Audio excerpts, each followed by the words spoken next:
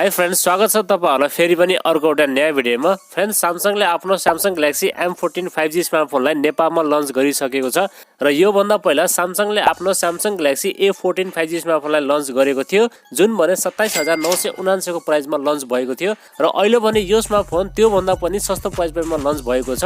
र interesting part के छ भने तपाईलाई यो स्मार्टफोनमा 5nm प्रोसेसरको साथमा 6000 mAh ब्याट्री पाउनुहुनेछ र अरु पनि यो स्मार्टफोनको फिचर्सहरु पनि एकदमै राम्रो रहेको छ। सो आजको भिडियोमा हामी कुरा गर्नेछौं स्यामसङ ग्यालेक्सी M14 5G स्मार्टफोनको बारेमा, यो स्मार्टफोनका स्पेसिफिकेसन तथा यो स्मार्टफोनमा तपाईहरुलाई के कस्ता फिचरहरु पाउनुहुनेछ, साथै हाम्रो नेपालमा कुन भेरिएन्ट लन्च भएको छ र के कति प्राइस पोइन्टमा आएको छ, सम्पूर्ण विषयमा आज तपाईहरुलाई यसै भिडियोमा जानकारी दिनेछौं। त्यसैले भिडियोलाई एकछिन पनि स्किप नगरी अन्त्यसम्म हेर्नु होला र अब भने तपाईहरुको टाइम वेस्ट नगरी सुरु गरौँ आजको भिडियो। फ्रेन्ड्स, यदि तपाईहरुलाई हाम्रो च्यानलको भिडियो मन पर्छ भने प्लिज एउटा लाइक गरिदिनु होला।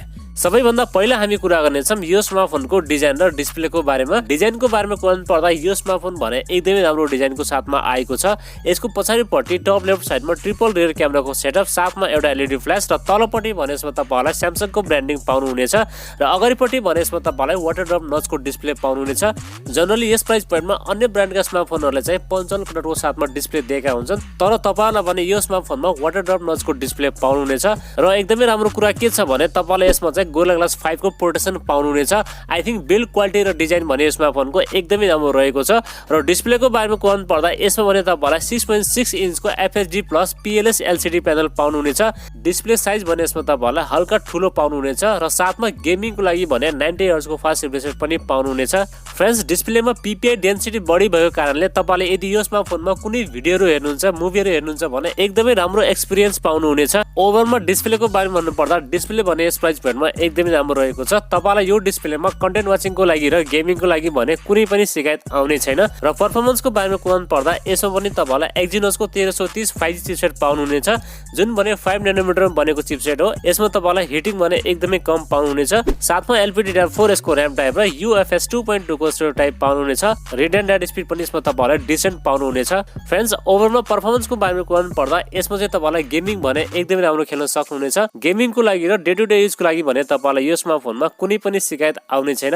आई थिंक यस प्राइस पोइन्टमा यो स्मार्टफोनमा तपाईलाई परफर्मेन्स भने एकदमै राम्रो पाउनुहुनेछ र सफ्टवेयर भने तपाईलाई यो स्मार्टफोनमा एन्ड्रोइड 13 पाउनुहुनेछ आउट अफ द बक्स र यो भने रन गर्नेछ One UI 5.1 कोर एडिसनमा रन गर्नेछ, जसमा तपाईलाई सफ्टवेयर एक्सपिरियन्स पनि एकदमै राम्रो पाउनुहुनेछ। र क्यामेराको बारेमा कुरा पर्दा यसमा चाहिँ तपाईलाई 50 मेगापिक्सलको प्राइमेरी सेन्सर, बाकी 2+2 को डेप्थ र माइक्रो सेन्सर पाउनुहुनेछ र सेल्फी क्यामेरा भने यसमा तपाईलाई 13 मेगापिक्सलको सेल्फी क्यामेरा सेन्सर पाउनुहुनेछ। र भिडियो रेकर्डिङको बारेमा कुरा पर्दा यिनी दुवै क्यामेराहरुबाट तपाईले 1080 को 30 fps सम्म चाहिँ भिडियो सुट गर्न सक्नुहुनेछ। आई थिंक यस प्राइस पोइन्टमा यो स्मार्टफोनको क्यामेरा सेटअप पनि एकदमै राम्रो रहेको छ। क्यामेराको मामलामा यसमा तपाईलाई कुनै पनि शिकायत आउने छैन र ब्याट्री चाहिँ यसमा तपाईलाई 6000 mAh को ठूलो ब्याट्री पाउनुहुनेछ। र चार्जिङ सपोर्टको बारेमा कुरा पर्दा यो स्मार्टफोनले चाहिँ 25 वाट को चार्जिङ सपोर्ट गर्नेछ र चार्जर भने तपाईलाई बक्समा दिएको छैन, तपाईहरुले चार्जर भने अलग किन्नु पर्ने हुन्छ। प्राइभेसी एन्ड सेन्सरहरुको बारेमा कुरा पर्दा यसमा चाहिँ तपाईलाई साइड फिंगरप्रिन्ट स्क्यानर पाउनुहुनेछ, फेस अनलक पनि पाउनुहुनेछ, चार्जिङको लागि टाइप सी पोर्ट, साथमा 3.5mm ज्याक पनि दिएको छ र स्पिकर भने यसमा तपाईहरुलाई सिंगल स्पिकर पाउनुहुनेछ, जसको क्वालिटी भने डिसेन्ट रहेको छ। र साथमा तपाईलाई यस प्राइस पोइन्टमा यो स्मार्टफोनमा जाइरो सेन्सर पनि पाउनुहुनेछ। फ्रेन्ड्स, अब भने हामी कुरा गरौँ यो स्मार्टफोनको प्राइसिङको बारेमा। यसको 6+128GB भने हाम्रो नेपालमा 24999 को प्राइसमा लन्च भएको छ। आई थिंक एकदमै राम्रो प्राइस पोइन्टमा चाहिँ यो स्मार्टफोन लन्च भएको छ।